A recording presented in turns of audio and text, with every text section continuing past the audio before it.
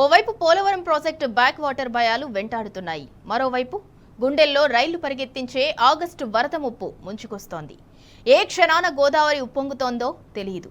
ఎటు నుంచి గండం ముంచుతుందో తెలియక భద్రాచలం దిగువ ప్రాంత ప్రజలు బిక్కుబిక్కుమంటూ కాలం వెళ్లదీస్తున్నారు.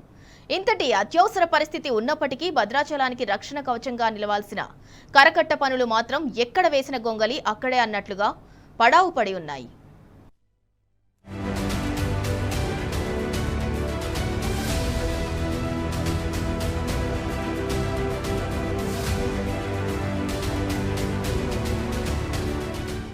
ముఖ్యమంత్రి రేవంత్ రెడ్డికి భద్రాచలం అంటే తెగ ప్రేమ ఉన్నట్లు పదే పదే ప్రకటనలు చేస్తుంటారు. మేడిగడ్డ బ్యారేజీలో నీళ్లు నింపితే భద్రాచలం మునిగిపోతుందంటారు. గత పాలకులపై పెద్ద ఎత్తున విమర్శలు గుప్పిస్తుంటారు. కానీ పోలవరం ప్రాజెక్టు బ్యాక్ వాటర్ కారణంగా భద్రాచలం శాశ్వతంగా మునిగిపోయే ప్రమాదం పొంచి ఉన్నా పట్టించుకోరు. బ్యాక్ వాటర్ ప్రమాదాన్ని నీటిపారుదల నిపుణులు ధృవీకరించినా కాంగ్రెస్ ప్రభుత్వం నుండి ఆశించిన స్థాయిలో స్పందన కరువైందనే విమర్శలు వినిపిస్తున్నాయి.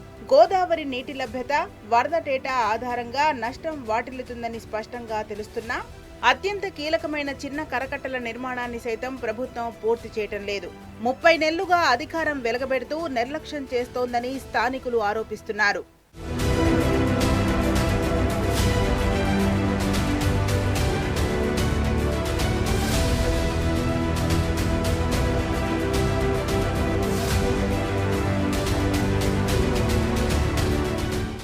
ఉమ్మడి ఖమ్మం జిల్లాకు సంబంధించి కాగితాలపై 3 మంత్రుల పేర్లు వినిపిస్తాయి. కానీ క్షేత్రస్థాయిలో భద్రాచలం కరకట్ట పనులను ముందుకు నడిపించేందుకు ఒక్క మంత్రి కూడా ముందుకు రావడం లేదు.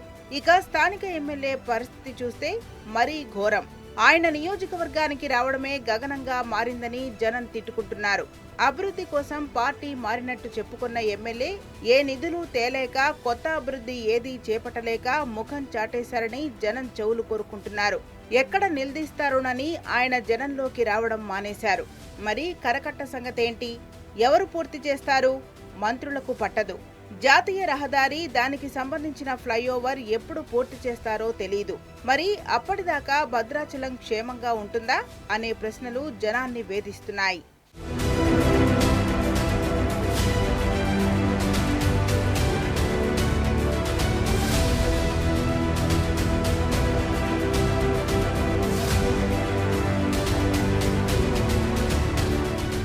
మంత్రులు అసలు ఈ సమస్యను పట్టించుకోవడమే మానేశారని ప్రజలు వాపోతున్నారు.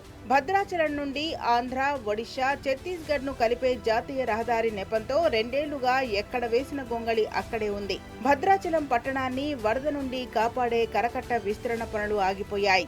అధికారులు, కాంట్రాక్టర్ల మధ్య సమన్వయం లోపించింది. పాలకుల ఉదాసీనత తోడు కావడంతో కరకట్ట పనులు అంగుళం కూడా ముందుకు కదలడం లేదు. భద్రాచలం అభివృద్ధి మీద ప్రభుత్వ ప్రకటనలకు, క్షేత్రస్థాయిలో పరిస్థితులకు అస్సలు పొంతనలేదు. వర్షాకాలం ముంచుకొస్తున్నది.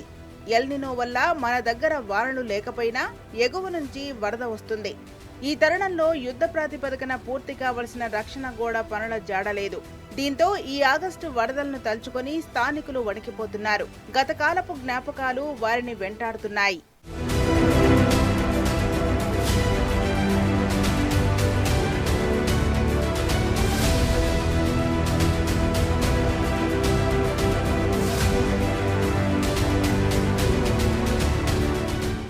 ఇప్పటికైనా ముఖ్యమంత్రి రేవంత్ రెడ్డి, సంబంధిత మంత్రులు స్పందించాలని భద్రాచలం ప్రజలు కోరుతున్నారు. రాజకీయాలు పక్కన పెట్టి భద్రాచలం కరకట్ట పనులను వెంటనే పూర్తి చేయాలని డిమాండ్ చేస్తున్నారు. పుణ్యక్షేత్రాన్ని, ప్రజలను వరద ముంపు నుండి కాపాడాలని వేడుకుంటున్నారు.